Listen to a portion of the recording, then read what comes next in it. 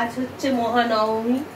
নবমীতে আমাদের বাড়িতে মাংস খেতে হয়, এটা সব বাড়িতেই আছে। অষ্টমী লুচি খাবে, নবমী মাংস খাবে, এটা সব এপার বাংলা ওপার বাংলা বাঙালি মানেই সেটাই আছে। আমি এখন মাটন রান্না করব, তার জন্য নিয়ে নিয়েছি 2 কিলো মাটন। সেটা আমি মশলা দিয়ে মেখে রেখেছি, নুন হলুদ লঙ্কা আর তেল এই দিয়ে মেখে রেখেছি। লাগছে আমার পেঁয়াজ কুচানো, আলু দিয়েছি, মাটনের ঝোল হবে, পাতলা ঝোল ভাতের সাথে। আর টমেটো কেটে নিয়েছি, আদা রসুন পেস্ট করে নিয়েছি। মশলা লঙ্কা হলুদ ওই জিরে ধনে আছে, যদি লাগে আমি আবার হয়তো দিতে পারি। আর ফোড়নে দেবো তেজপাতা, শুকনো লঙ্কা, গোটা গরম মশলা। তেল আর জল তো লাগছেই।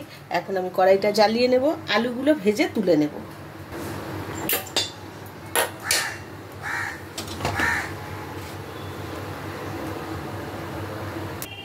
তেলটা গরম হয়ে গেছে, এখন আমি আলুগুলো ভালো করে লাল লাল করে ভেজে নেব। নুন আর হলুদ মাখিয়ে রেখেছি, আলু মাখিয়ে ভালো করে লাল লাল করে ভেজে তুলে নেব।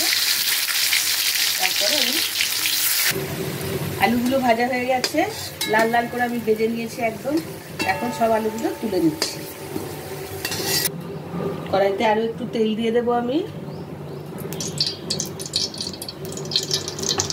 এখন দেবো গোটা লঙ্কা দুটো, গোটা তেজপাতা, ও তেজপাতাটা খুব বড়,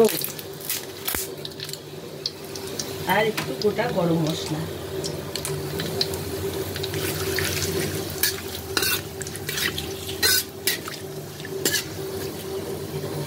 এর মধ্যে দিয়ে দেবো আমি সমস্ত পেঁয়াজ কুচানোগুলো।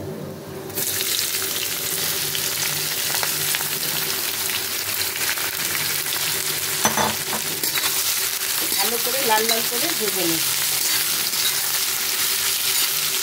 পেঁয়াজটা ভাজা ভাজা হয়ে গেছে, এখন আমি এর মধ্যে দিয়ে দেবো টমেটো কুচানোগুলো। আমি 3টে বড় বড় টমেটো দিয়েছি, 2 কেজি মাংস। আর দিয়েছি এই যে 1 বাটি আদা রসুন পেস্ট করা,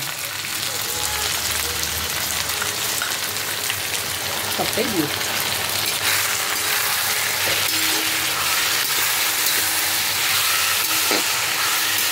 মশলা দিয়ে আমি নুন হলুদ তেল লঙ্কা গুঁড়ো হলুদ গুঁড়ো দিয়ে মাটনটা মেখে রেখেছি। এখন আমি মশলার মধ্যে কষানোর মধ্যে সামান্য একটু নুন দিলাম, একটু হলুদ আর একটু লাগবে, আমি হলুদ 1 চামচ দিয়ে দিই। লঙ্কা গুঁড়ো আমি আর দেবো না, যদি ঝাল লাগে তখন বুঝে দেবো। আর 1 চামচ চিনি দেবো, চিনি 1 চামচ আমি দিয়ে দেবো। ভালো করে এটা আমি একটু নাড়িয়ে নেবো, মানে কষিয়ে নেবো। একটু ভালোভাবে কষানো হয়ে গেলে মাংসটা আমি এর মধ্যে দেবো।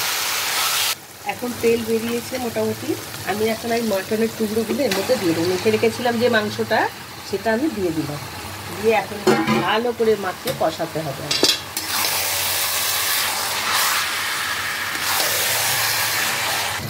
দেখুন মাংসটা এবার কষানো হয়ে গেছে, তেল ছেড়ে দিয়েছে।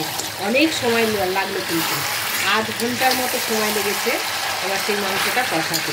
এখন আমি এর মধ্যে আলুগুলো দিয়ে দেবো, দিয়ে আর একটু নেড়ে চেড়ে আমি জল দিয়ে ঢেকে দেবো। কষানো হয়ে গেছে, এখন আমি জল গরম করতে দিয়েছি অন্য একটা ডেকচিতে, আমি গরম জলটাতে ঢেলে দেবো। গরম জলটা ঢেলে দেবো।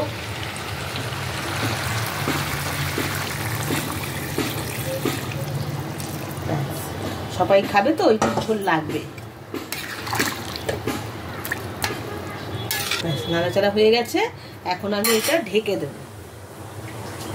ধরে এটা সিদ্ধ হতে হবে। প্রেসারে দিলে আবার আমাদের বাড়ির কেউ খেতে চাইবে না, প্রেসারে মাংস পছন্দ।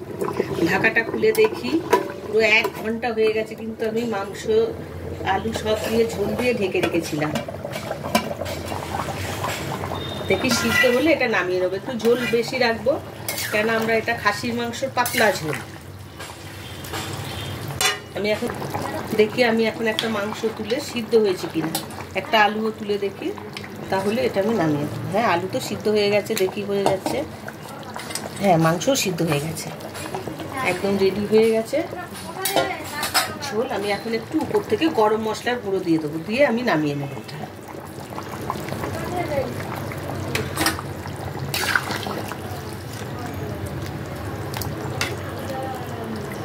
রেডি হয়ে গেছে নবমীর দিনে সরু চালের ভাত আর পাতলা খাসির মাংসের ঝোল।